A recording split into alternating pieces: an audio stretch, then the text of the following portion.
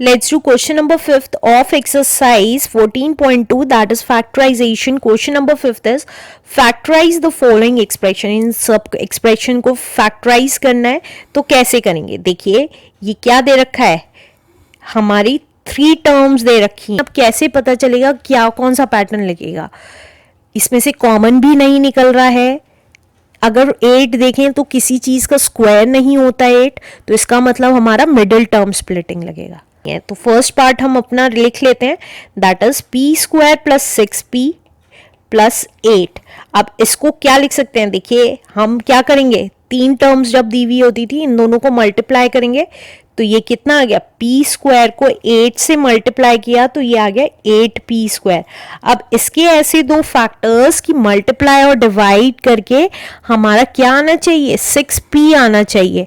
तो 6p कैसे आएगा? अगर हम देखिए 4 2 8 होता है तो 4 2 8 आपस में ऐड करेंगे, एक पी इसके साथ एक पी इसके साथ.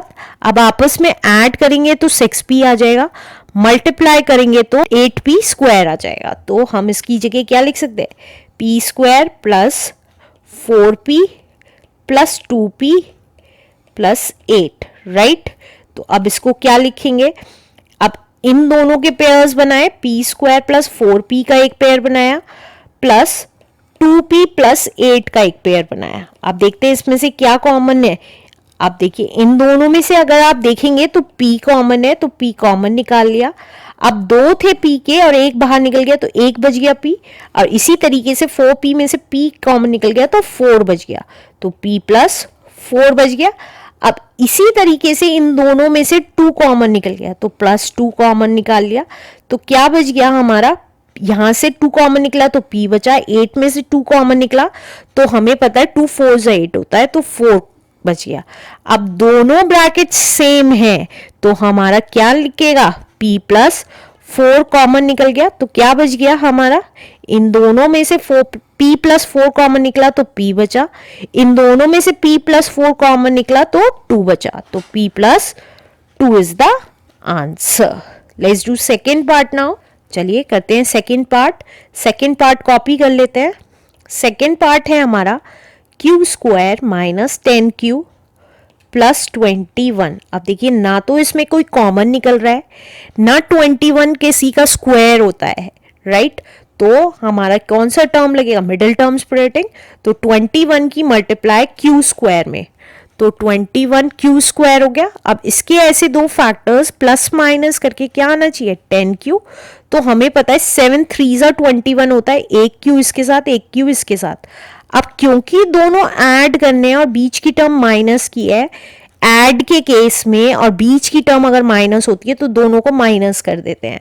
तो क्या होगा, अब देखिए ऐड करूंगी तो माइनस का 10q आ जाएगा और मल्टीप्लाई करूंगी तो माइनस माइनस प्लस हो जाएगा और 7 3 21q स्क्वायर आ जाएगा.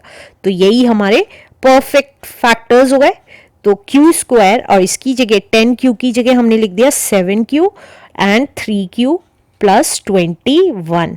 अब दो दो के पेयर्स बनाएंगे तो q स्क्वायर माइनस 7q एक साथ and plus minus 3q plus 21 एक साथ, राइट.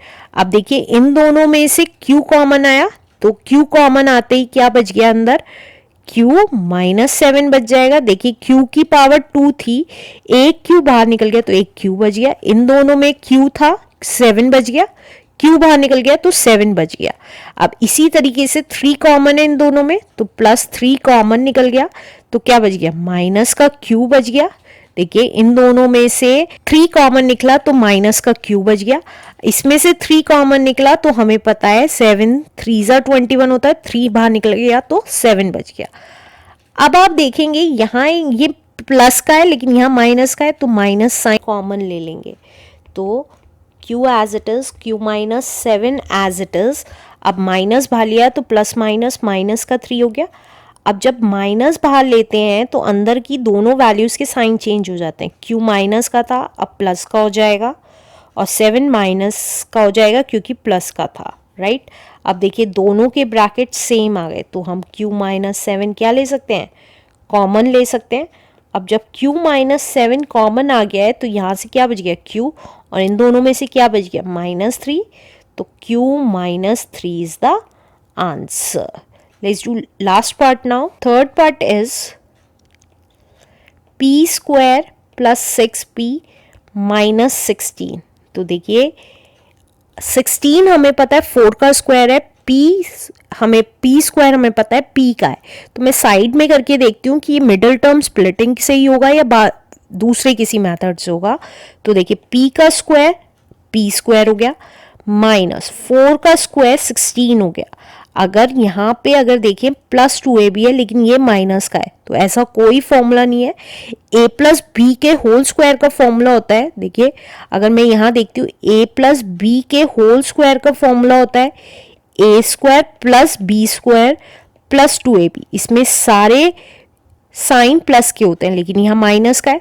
और अगर हम माइनस का फॉर्मूला लगाते हैं तो वो होता है a square plus B square minus 2ab. मतलब जो ए बी वाली वैल्यू है वो माइनस की होती है लेकिन वो प्लस की है. तो इसका मतलब हमारा ये दो फॉर्मूले नहीं लगेंगे, मिडिल टर्म स्प्लिटिंग होगी. तो हम मिडिल टर्म स्प्लिट कर लेते हैं. तो मिडिल टर्म स्प्लिटिंग के लिए हमें क्या करना होगा, इन दोनों को मल्टीप्लाई करना पड़ेगा. तो ये कितना आ जाएगा 16 इंटू पी 16p स्क्वायर लेकिन माइनस का, राइट. साइन भी मल्टीप्लाई होते हैं आपस में.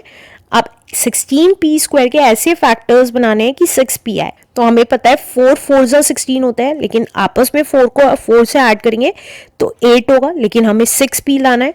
अब दूसरा फैक्टर 8 2 जा 16 होता है, तो आपस में अगर मैं माइनस करूंगी तो 6 आ जाएगा, राइट. और एक p इसके साथ एक p इसके साथ, राइट. लेकिन माइनस करना है और यहाँ पे साइन क्या है प्लस का. तो जब भी बीच में साइन प्लस का होता है और हमें सब्ट्रैक्ट करना होता है तो बड़ी वाली वैल्यू का वही साइन होता है जो मिडल वैल्यू का ऑलरेडी दिया हुआ है. प्लस है तो ये प्लस का होगा लेकिन दूसरी वाली वैल्यू का माइनस हो जाएगा. फिर से बता रही हूँ, हमें जब सब्ट्रैक्ट कर ऐड के केस में दोनों के साइन सेम होते हैं लेकिन जब हमें सब्ट्रैक्ट करना होता है तो बड़ी वाली वैल्यू का वही साइन होता है जो मिड वाली वैल्यू का होता है. यहाँ प्लस था तो इसलिए प्लस का. और दूसरी सब्ट्रैक्शन के केस में सब्ट्रैक्ट तभी होता है जब एक प्लस का एक माइनस का होता है. तो अगर ये प्लस का है तो ये किसका हो जाएगा, माइनस का. अब देखिए प्लस माइनस माइनस 8 2 जा 16 p into P is P square. और आपस में ऐड करती हूँ तो 8 में से 2 गया 6p, यही आ गया, राइट. तो अब मैं इसकी जगह 6p की जगह क्या लिख सकती हूँ, p square plus 8p minus 2p minus 16. अब पेयर्स बना लेती हूँ, p स्क्वायर प्लस 8p एक साथ प्लस माइनस 2p माइनस 16 एक साथ. अब p स्क्वायर और 8p में से p कॉमन है तो p बाहर निकाल लिया. तो अंदर कितना p बच गया, 2 थे p, एक बाहर निकल गया तो एक p बच गया प्लस 8. अब प्लस इन दोनों में से 2 के टेबल में 16 भी आता है और 2 भी आता है तो 2 कॉमन निकल गया. तो अंदर क्या बच गया, माइनस का p माइनस का 8 बच गया, राइट. लेकिन यहाँ तो दोनों प्लस के और यहाँ दोनों माइनस के, तो एक माइनस कॉमन निकाल लेंगे. तो ये क्या बच गया, p plus 8 as it is. और क्योंकि यहाँ माइनस कॉमन लिखा है तो 2 किसका हो जाएगा, माइनस का. और अंदर के साइन चेंज हो जाएंगे तो p भी प्लस का हो गया और 8 भी प्लस का हो गया. अब देखिए दोनों सेम ब्रैकेट्स बन गए हैं तो वही ब्रैकेट जो सेम बन गए हैं वो कॉमन निकाल लिया. तो क्या बच गया, देखिए ये p प्लस 8 कॉमन निकला तो p बच गया. ये वाला ब्रैकेट कॉमन निकला तो -2. तो p -2 इज द आंसर.